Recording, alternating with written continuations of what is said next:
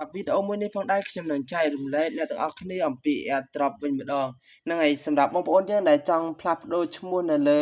មុខងារ AirDrop ខ្ញុំនឹងបង្ហាញអ្នកទាំងអស់គ្នានៅក្នុងវីដេអូមួយនេះអូខេគោរពជំរាបសួរក៏ដូចជាសួស្តីទៅកាន់ពុកម៉ែបងប្អូនទាំងអស់គ្នាត្រឡប់មកជួបជាមួយនឹងខ្ញុំបាទប៉ាត្រីបន្តទៀតជាមួយនឹង PPY Channel របស់ខ្ញុំបាទផងដែរវីដេអូមួយនេះខ្ញុំនឹងចែករំលែកអ្នកទាំងអស់គ្នាអំពី AirDrop ហ្នឹងហើយ AirDrop នៅពេលដែលបងប្អូនយើងចង់ផ្លាស់ប្ដូរឈ្មោះនៅក្នុងមុខងារ AirDrop ហ្នឹងចំណុចសំខាន់ដែលយើងត្រូវការបដូរឈ្មោះហ្នឹងឧទាហរណ៍ថានៅពេលដែលយើងនៅចិត្តគ្នាឬក៏គេបើកមុខងារហ្នឹងដូចគ្នា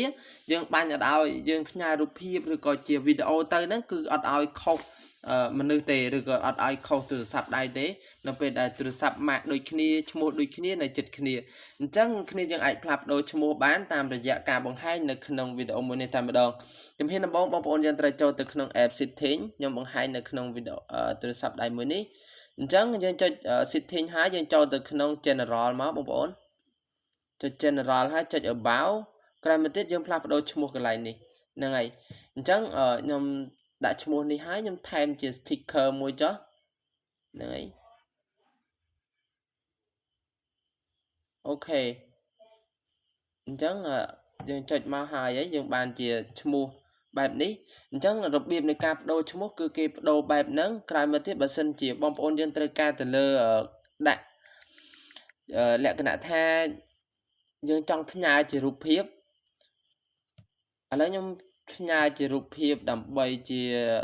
ឧទាហរណ៍ទៅដល់អ្នកទាំងអស់គ្នា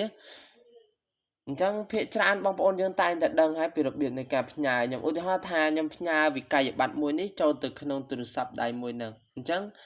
គ្នាយើងចុចកន្លែងនេះមកបើបងប្អូនយើងអត់ទាន់ដឹងអត់ទាន់ចេះពីវិធីនៃការផ្ញើរូបភាពតាមរយៈ AirDrop គ្នាយើងមើលវីដេអូនេះចំណេញអ្នកនរគ្នា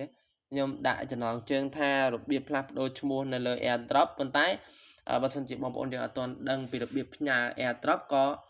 អាចមើលបានដែរហ្នឹងហើយក៏ចំណេញមួយយ៉ាងដែរអញ្ចឹងយើងចុចបើកកន្លែងមុខងារ AirDrop នេះមកគ្នាយើងហ្នឹងហើយចុចមកចុចទៅលើ AirDrop បើកមកហើយវានឹងលោតឈ្មោះដែលយើងបានកែមិញហ្នឹងនៅកន្លែងនេះហើយយើងចុចទៅលើមុខងារនេះមកវាបញ្ជូនរូបភាពហ្នឹងចូលទៅក្នុងទូរស័ព្ទដៃមួយទៀតនេះអញ្ចឹងយើងចុចទទួលមកបងប្អូនចុចមកវាផ្ញើទៅកន្លែងនេះវាលោតពេញបែបនេះវិក័យប័ត្រមួយហ្នឹងនឹងលោតចូលទៅក្នុងទូរស័ព្ទដៃរបស់យើងអូតូតែម្ដងនៅពេលដែលយើងផ្ញើ AirDrop ហ្នឹងតាមរយៈ AirDrop គឺងាយស្រួលបែបនេះអញ្ចឹងនេះគឺជារបៀបនៃការផ្ញើរូបភាពឬក៏ឯកសារឬក៏វីដេអូតាមរយៈ